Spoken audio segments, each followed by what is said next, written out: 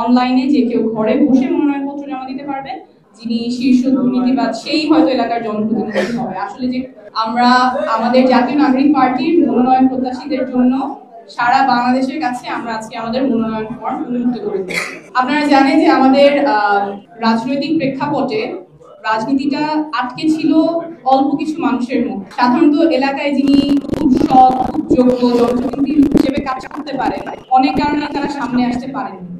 আমাদের মধ্যে একটা ধারণা অনেকের মধ্যেই আছে যে এলাকায় যিনি গডফাদার, যিনি শীর্ষ দুর্নীতিবাদ সেই হয়তো এলাকার জনপ্রতিনিধি হবে। আসলে যে সৎ, যোগ্য মানুষ যিনি আসলেই তার এলাকার জনগণের জন্য কাজ করতে চান, তিনি কখনো মনোনয়ন পাবেন না, তিনি কখনো সংসদে সেই এলাকার জনপ্রতিনিধি হিসেবে যেতে পারবেন না। সেই সংস্কৃতিটা আমরা ভাঙবো। আমরা চাই আমাদের সংসদে এমন মানুষ যাবে যারা সত্যিকারের জনপ্রতিনিধি হিসেবে কাজ করবে, যারা রাজনীতিটাকে জনগণের সেবা হিসেবে দেখবে, রাজনীতিটা কোনো আয় রোজগারের পথ হিসেবে না, কোনো ব্যবসা হিসেবে না, কোনো প্রাইভেট এন্টিটি হিসেবে না, বরং জনগণের সেবা করতেই যারা রাজনীতি করতে চায় তাদের জন্য রাজনীতির পথটা উন্মুক্ত হবে।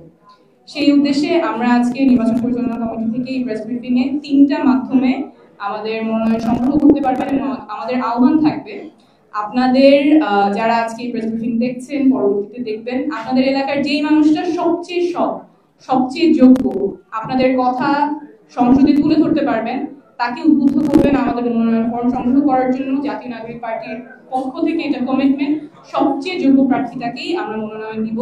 সাধারণত যেভাবে হয়ে আসছে মনোনয়নের ক্ষেত্রে প্রক্রিয়া অস্বচ্ছ থাকে, অনেক ধরনের বাণিজ্য চলে, সেই সংস্কৃতি আমরা ভাঙবো। একদম স্বচ্ছ প্রক্রিয়ায় সবচেয়ে যোগ্য মানুষটাকে আমরা মনোনয়ন প্রক্রিয়ায় অন্তর্ভুক্ত করব।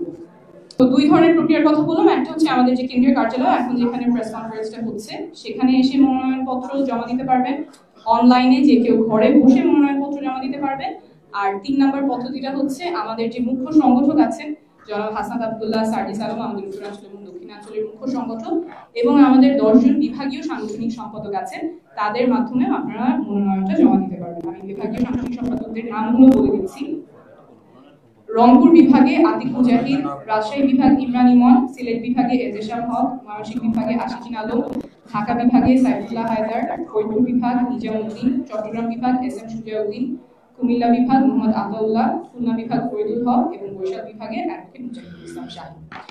এই 3টা প্রক্রিয়ার মাধ্যমে আপনারা ফর্মটা জমা দিতে পারবেন। আমরা চাই রাজনীতিতে এমন নেতৃত্ব আসুক যারা সত্যিকারের জনপ্রতিনিধি হবেন এবং এলাকার মানুষের কথাগুলো বলবেন।